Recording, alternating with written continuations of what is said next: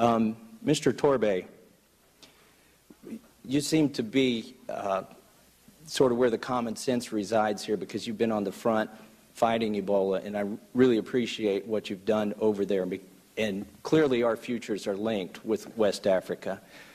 We want to see it solved. We want to see it cured over there. And some of the things that you've mentioned today about gradiating people into no risk, low risk, and high risk, and then treating them differently instead of a one-size-fits-all makes a lot of sense to me. My question to you is it possible, not likely, but is it possible to contract Ebola by sitting next to somebody who's exhibiting symptoms on a bus?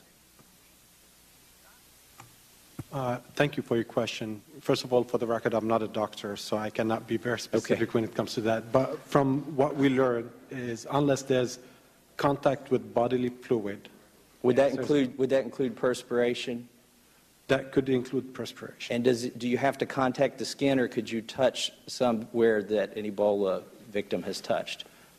I can't answer that. My understanding is it has to be through a broken skin, but I'm not really sure about that. So do your protocols, but would you say it's possible, even if it's not likely?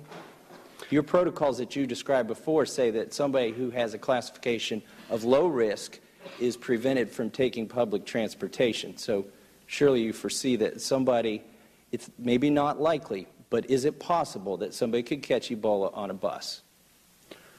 We haven't experienced that. You know, with Ebola, it could be possible. There's no scientific evidence that proves it or proves against it. There's no scientific evidence that it can be transmitted through saliva, vomit, perspiration? Saliva, vomit, perspiration, yes. Okay. Does it live on surfaces? Can it live for more than 15 minutes on a surface? I cannot answer that. You can't answer that? I do not know the answer to that. Well, maybe Dr. Lurie can. Can Ebola survive outside of a patient on an inert surface for any period of time?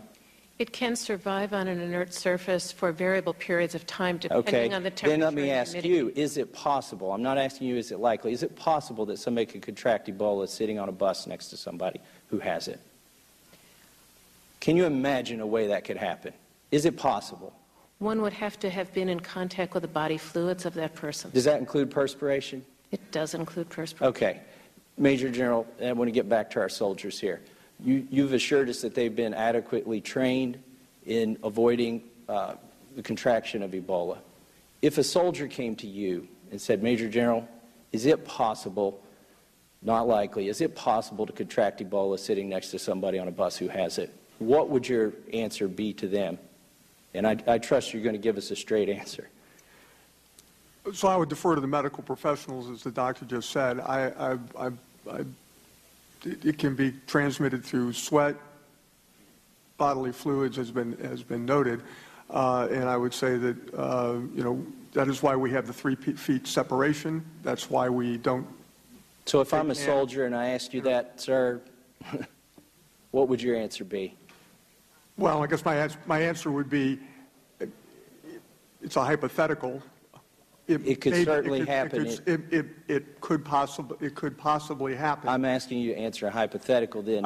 You are asking me to answer a hypothetical. So it could possibly happen, but I would defer and say low likelihood, and you need to follow the procedures that you were taught in your training session. I'm hoping they're getting the best training possible, and I'm concerned if they're being told they can't catch it on a bus. Can you tell me what your answer to the soldier would be if he said, sir, can I contract it? Well, for the record, they're not getting on buses with Liberian citizens, and your Kentucky Guardsmen are actually in Senegal. So, understood.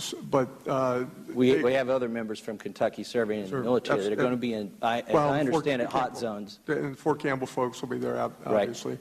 But they won't be getting on buses with Liberian personnel either, and so they will. I would tell them to go ahead and follow their protocols.